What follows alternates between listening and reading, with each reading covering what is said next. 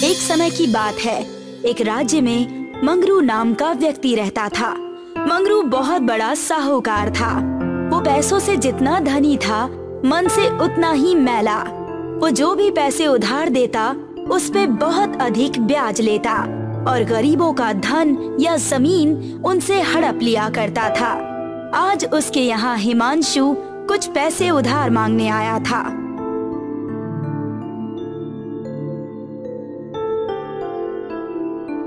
साहूकार भैया, कुछ पैसे उधार चाहिए थे। वो बहन की शादी होने वाली है ना। ब्याज 50% लगेगा और अपना घर और अपनी जमीन यहाँ गिरवी रख दो। 50%? इतना ब्याज मैं आपको कहाँ से दूंगा? ये तो बहुत ज्यादा है। आप ब्याज थोड़ा कम कर दीजिए। नहीं, पैसे लेने हैं तो ब्याज दो और जमीन गिरवी रखो, वरना जाओ, मेरे पास इतना समय नहीं है। हिमांशु निराश होकर वहाँ से लौट आया और सीधे मंत्री विभूषण के घर गया। मंत्री विभूषण बहुत ही उदार व्यक्ति थे। हिमांशु मंत्री जी से मदद मांगने उनके भवन आया था। प्रणाम मंत्री जी। प्रणाम। बहुत चिंतित दिखाई देते हैं, कहिए क्या बात है? मंत्री जी, बहुत बड़ी विपदा आ पड़ी है। अगले महीने बहन की शादी होने वाली है, पर मैं अब तक शादी के लिए पैसे नहीं जुटा पाया हूँ। साहूकार जी के पास गया तो उन्होंने 50% का ब्याज लगा दिया और जमीन और घर भी गिरवी रखने के लिए कहा। 50%? ये तो सरासर लूटना हुआ। तुम चिंता न करो, मैं महाराज से कहकर कल सुबह तुम्हारे घर पैसे पहुंचा दूंगा, जो तुम्हें लौटाने की भी आवश्यकता नहीं है। आपका धन्यवाद, बहुत बहुत धन्यवाद। अब जाओ और निश्चिंत होकर तैयारियां करो। हिमांशु वहाँ से खुश होकर चला गया। विभूषण एक बहुत ही अच्छा व्यक्ति था और उसे मंगरू जैसे लोग बिल्कुल पसंद नहीं थे। विभूषण के मन में एक बहुत ही बढ़िया योजना आई और वो मुस्कुराने लगे। विभूषण सीधे मंगरू के घर चले गए। आइए मंत्री जी, कहिए किस काम से आना हुआ? वो साहूकार जी, 2 बर्तन चाहिए थे। दरअसल मेरे घर में आज भोज का कार्यक्रम है, तो कुछ बर्तन कम पड़ गए हैं। ठीक है, 5 स्वर्ण मुद्राएं लगेंगी। मैं बिना किराए के कोई सामान नहीं देता, और अगर ये बर्तन 2 दिन में ना लौटाए तो किराया 2 गुना हो जाएगा और हर दूसरे दिन बढ़ता जाएगा। जैसा आप कहें। विभूषण मंगरू का लालच देखकर चकित रह गए, पर उन्होंने उससे कुछ नहीं कहा। बर्तनों का किराया चुकाया और वो वहाँ से निकल गए। 2 दिन बीत गए और विभूषण जी उन बर्तन को वापस करने आए तो साथ में उन जैसे दिखने वाले 2 छोटे बर्तन और ले आए। आपने जो 2 बड़े बर्तन दिए हैं, उन बर्तनों ने कल रात 2 बच्चे दिए हैं। ये भी आप रख लीजिए। बर्तनों ने बच्चे दिए हैं? जी, वो भी 2, ये देखिए। मंगरू पहले तो हैरान रह गया, पर फिर उसने मुस्कुराकर दोनों बर्तन रख लिए। ठीक है, आपका धन्यवाद। जी, अब मैं चलता हूँ। ये कहकर विभूषण वहाँ से चला गया। बड़ा ही मूर्ख है ये तो, जो इस तरह अपने छोटे बर्तन भी दे रहा है। भला बर्तनों के भी बच्चे होते हैं क्या? मंगरू ने सोचा कि उसने मंत्री को बिना ठगे ही ठग लिया और वो बहुत खुश हो गया। कुछ समय बीता और ये बात राजा के कानों में पड़ी। उन्होंने इसका भेद जानने के लिए अपने मंत्री को अपने कक्ष में बुलवाया। विभूषण, मैं ये क्या सुन रहा हूँ? इन बर्तनों के किस्से का क्या माजरा है? मैं तो तुम्हें बड़ा चतुर समझता था। नहीं महाराज, ये तो बस पहला दांव है, दूसरा दांव तो अभी बाकी है। अच्छा, मुझे भी बताओ कि क्या है दूसरा दांव? वो तो आप खुद देखिएगा महाराज। सुनने से ज्यादा आनंद सीधा देखने में आएगा। ठीक है, इंतजार रहेगा तब तुम्हारे दांव का। पर आखिर इस साहूकार ने किया क्या है? जब मैं कुछ दिन पहले आपसे एक लड़की के विवाह के लिए पैसे लेने आया था, उस दिन मुझे आभास हुआ कि ये साहूकार लोगों को ज्यादा ब्याज पर पैसे देकर उन्हें लूट रहा है। अच्छा, तो ये माजरा है। जी महाराज, अब मैं आज्ञा चाहता हूँ। दूसरे दांव का समय हो गया है। ठीक है, जाओ, जल्दी ही भेंट होगी। जी महाराज। ये कहकर विभूषण वहाँ से सीधे मंगरू के घर दोबारा बर्तन मांगने चला गया। प्रणाम साहूकार जी, इस बार मैं कुछ बड़े बर्तन लेने आया हूँ। इस बार मैंने बड़ा भोज रखा है, उसके लिए काफी तैयारी करनी है। अरे वाह, आपको बर्तन चाहिए? मुझे तो आपको सामान देकर बड़ी खुशी होगी। भला आजकल आप जैसे ईमानदार लोग कहाँ मिलते हैं? आप तो मेरे बर्तनों के बच्चे भी दे गए थे, वरना लोग तो नाम भी ना लेते और उसे अपने पास रख लेते। जी कोई बात नहीं, ईमानदारी में ही तो आनंद है। बिल्कुल सही कहा आपने। मंत्री जी, आप इन बर्तनों को ले जाएं, क्योंकि वो बच्चे देने वाले हैं। मुझे पक्का यकीन है कि जब 2 दिन बाद आप इन्हें लौटाने आएंगे तो इनके बच्चे भी इनके साथ होंगे। क्या सच? बड़े ही आनंद की बात है। मैं जरूर 2 दिन बाद इन्हें आपको लौटा दूंगा और इनका खास ख्याल रखूंगा। अच्छा, अब मैं चलता हूँ। जैसे ही विभूषण बैलगाड़ी में बर्तन रखने लगा, मंगरू ने आवाज लगाई, अरे मंत्री जी, इसकी 20 स्वर्ण मुद्राएं हुई, वो तो दे दीजिए। क्षमा करिए साहूकार जी, मेरे ध्यान से निकल गया। ये लीजिए। विभूषण ने 10 स्वर्ण मुद्राएं दी और दोनों बड़े बर्तन लेकर वहाँ से चला गया।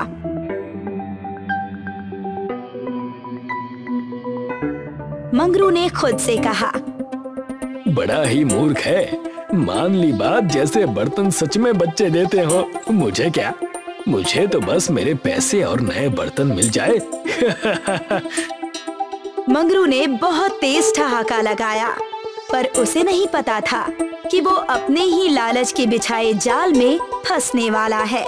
2 दिन बीत गए और मंगरू अपने घर पर बैठकर उनका इंतजार करने लगा। ये मंत्री अब तक आया क्यों नहीं? आज आ जाए तो बहुत अच्छा होगा, और नहीं आया तो भी क्या, दंड के पैसे तो मुझे मिलने ही है। देखते ही देखते 1 हफ्ता बीत गया, पर विभूषण बर्तन वापस करने नहीं आया।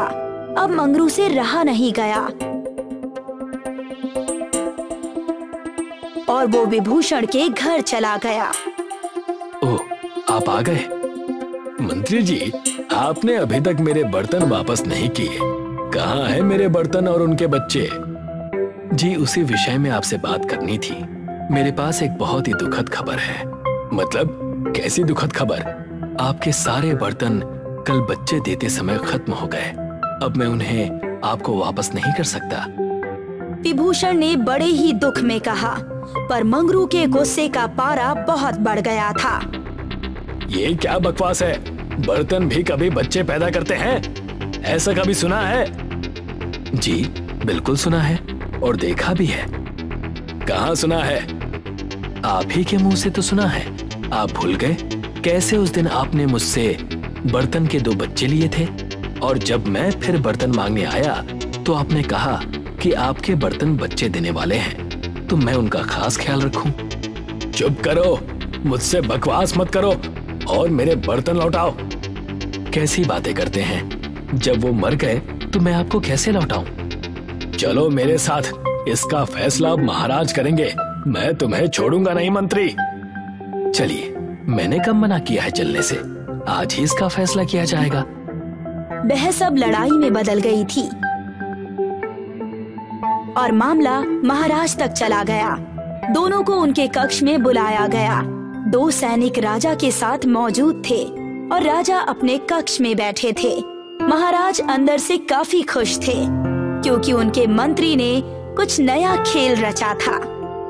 कहो, तुम दोनों का क्या मामला है जो तुम्हें यहाँ तक आना पड़ा? महाराज, मैंने अभी कुछ दिन पहले इन्हें बर्तन दिए थे। मंत्री जी ने कहा कि उन्हें भोज करना है। इन्होंने बर्तन लिए, पर अब ये उन्हें वापस देने का नाम ही नहीं ले रहे। अच्छा, इस पर तुम्हें क्या कहना है विभूषण? महाराज, इनसे मैंने कहा कि इनके बर्तन बच्चे देते समय मर गए, तो मैं उन्हें कैसे लौटाऊं? पर ये मेरी एक नहीं सुन रहे हैं, बस अपना ही राग अलाप रहे हैं। मुझे तो लगता है कि इन्हें अपने बर्तनों से प्यार ही नहीं था। अरे भैया, कैसी बातें करते हो? बच्चे इंसानों के होते हैं, बर्तनों के थोड़ी ना होते हैं। और जब बर्तन बच्चे दे ही नहीं सकते तो वो बच्चे देते समय मर कैसे जाएंगे? ये कैसी बातें कर रहे हैं आप? अभी कुछ दिन पहले जब मैंने आपको 2 बर्तनों के बच्चे दिए थे तो आपने उन्हें बिना सवाल किए रख लिया था, और अभी उस दिन भी कहा था कि आपके बर्तन बच्चे देने वाले हैं तो मैं उनका खास ख्याल रखूं। साहूकार, ये तो मैंने भी होते हुए सुना था। यदि तुम ये कह रहे हो कि बर्तन बच्चे नहीं देते तो वो मर कैसे सकते हैं, तो उस दिन तुमने मंत्री से वो दोनों बर्तन क्यों लिए? मैं इतना ही नहीं, मैंने ये भी सुना है कि तुम लोगों को बहुत ज्यादा ब्याज पर पैसे देते हो। राज्य में ब्याज पर पैसे देने का भी एक नियम है। तुम लोगों को लूट रहे हो, उनकी मजबूरी का फायदा उठाकर। क्षमा करिए महाराज। क्षमा नहीं, दंड मिलेगा। साहूकार को 1 महीने के लिए काल कोठरी में डाल दिया जाए। मंगरू अपने ही लालच के जाल में फंस गया था और विभूषण ने मंगरू को ऐसा सबक सिखाया कि अब वो किसी को लूटने की कोशिश भी नहीं करेगा। बहुत ही उत्तम दांव था विभूषण। आपका धन्यवाद महाराज। गुड़गुड़ी नाम का गांव था। गांव में मगन नाम का चोर रहता था। मगन बड़ा बेवकूफ था। काफी हथियार लेकर रात को चोरी करने निकलता, लेकिन सुबह खाली हाथ वापस लौट आता।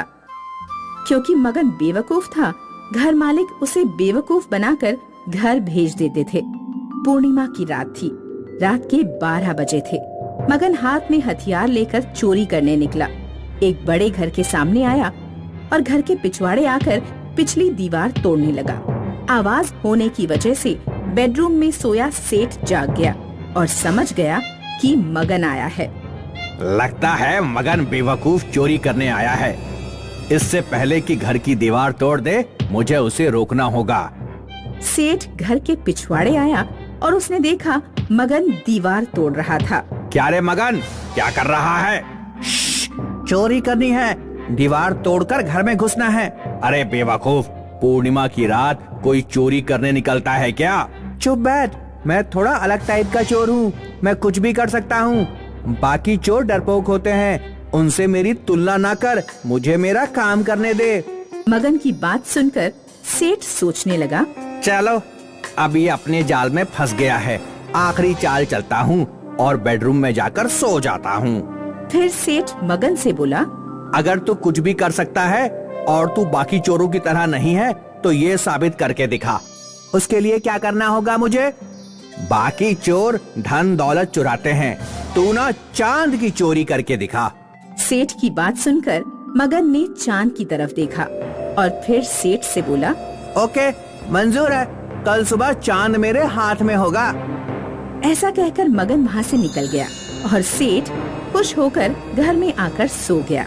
मगन चांद की तरफ देखकर सोचता हुआ चल रहा था कि चांद को चुराऊं कैसे।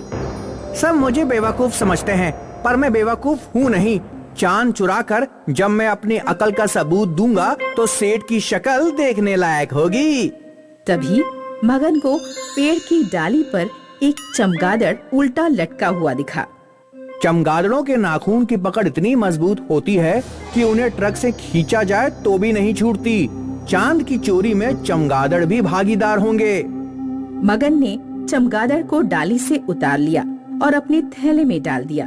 फिर मगन गांव में आया और रास्ते में खड़े एक ट्रक को चुराकर ट्रक को एक मैदान में लाकर खड़ा कर दिया। फिर उसने थैले से चमगादड़ निकाला और एक लंबी रस्सी भी निकाली। रस्सी का एक सिरा उसने चमगादड़ के गले में अटका दिया और दूसरा सिरा ट्रक के पीछे बांध दिया और चमगादड़ को चांद की तरफ फेंक दिया। देखते देखते चमगादड़ आसमान चीरकर ऊपर उड़ा तो उसके साथ साथ रस्सी भी उड़ने लगी। चमगादड़ उड़ता रहा और उड़ते उड़ते चांद को जाकर उल्टा लटक गया। फिर क्या था, खुश होकर मगन ट्रक में बैठ गया और ट्रक चलाने लगा। ट्रक की ताकत से रस्सी से बंधे चमगादड़ को खींचने लगा तो चमगादड़ के साथ साथ चांद भी हिलने लगा और देखते देखते चांद जमीन पर आकर गिर गया। मगन झट से ट्रक से उतरा और उसने चांद उठा लिया। चांद को देखकर मगन काफी खुश था।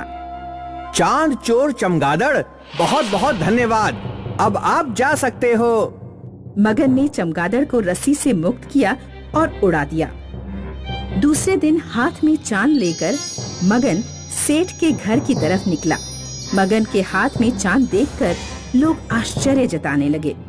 मगन ने सेठ को चांद दिखाया तो सेठ भी चकित होकर सोचने लगा, लंगूर के हाथ में अंगूर सुना था, पर लंगूर के हाथ में चांद। इस चांद की जगह लंगूर के हाथ में नहीं, मेरे हाथ में है। मैं इसे हथिया कर ही रहूंगा। फिर सेठ बोला, अरे वाह वाह मगन, तुम्हारी अकल और सूझबूझ की दाद देता हूँ। अब चोरी चकारी छोड़ो और एक म्यूजियम खोल लो। लोग चांद देखने आएंगे तो मोटी कमाई होगी। फिर क्या था, मगन ने म्यूजियम खोला और कांच की पेटी में चांद रख दिया।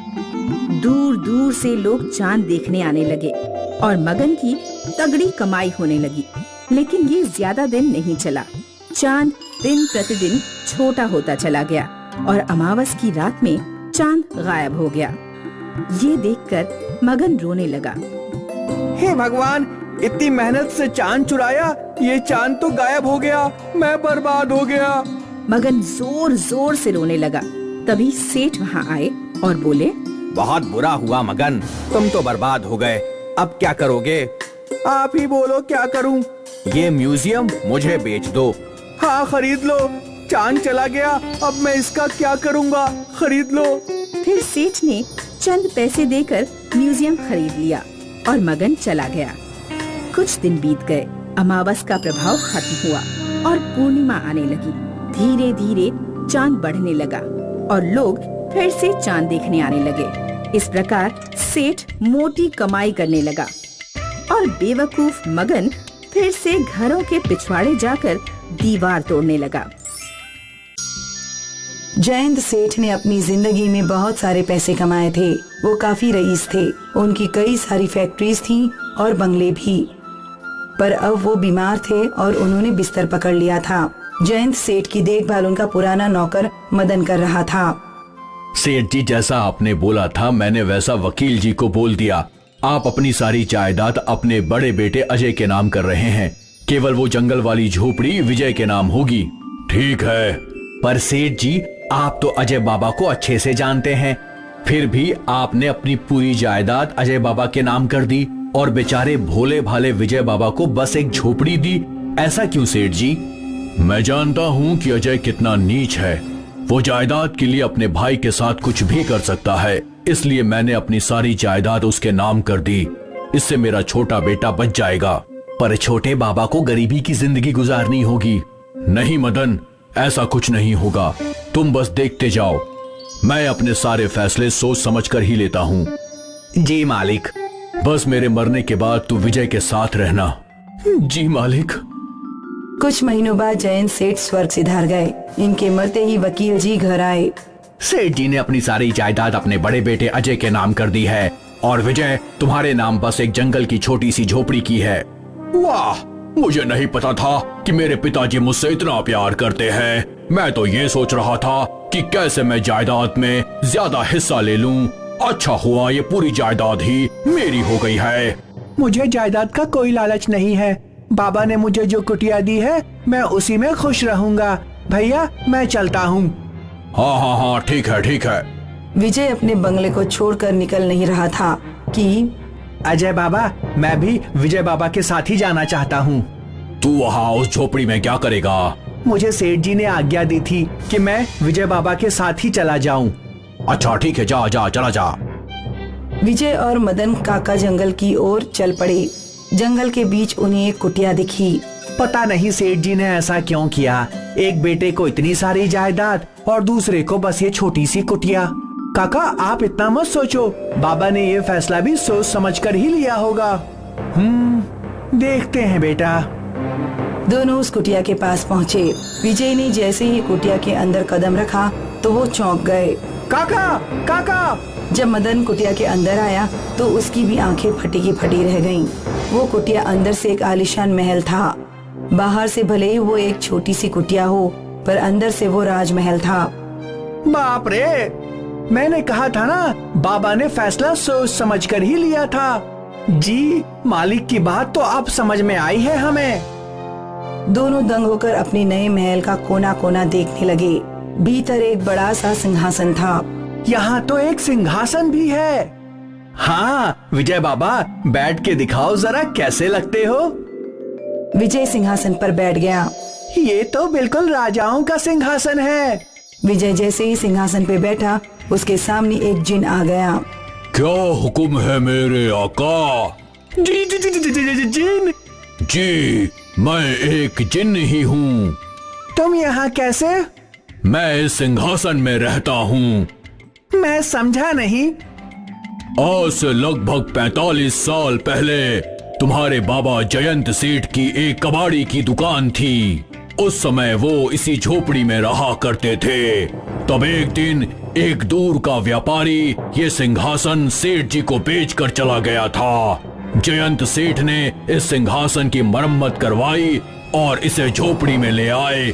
जयंत सेठ जैसे ही इस सिंहासन पर बैठे, मैं उनका गुलाम बन गया और तब से मैं अपने मालिक की हर इच्छा पूरी करता आया हूँ। कुछ महीनों पहले मालिक यहाँ आए थे और उन्होंने अपनी आखिरी इच्छा मांगी।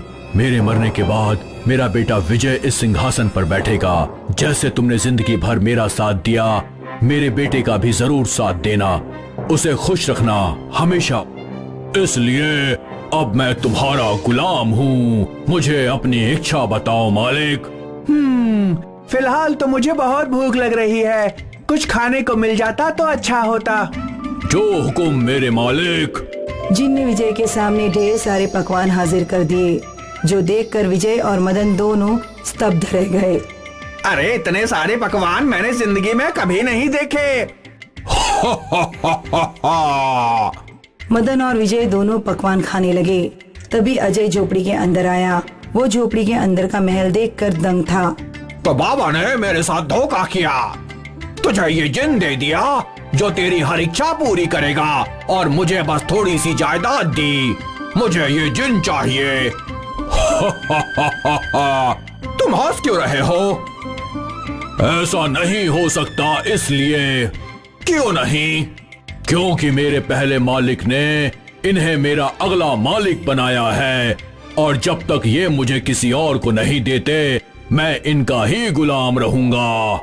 अच्छा ये बात है, तो मैं तुझे छीन कर ही रहूंगा, चाहे इसके लिए मुझे कुछ भी करना पड़े। तुम ऐसा नहीं कर सकते। मेरे रहते हुए मेरे मालिक को कोई छू भी नहीं सकता।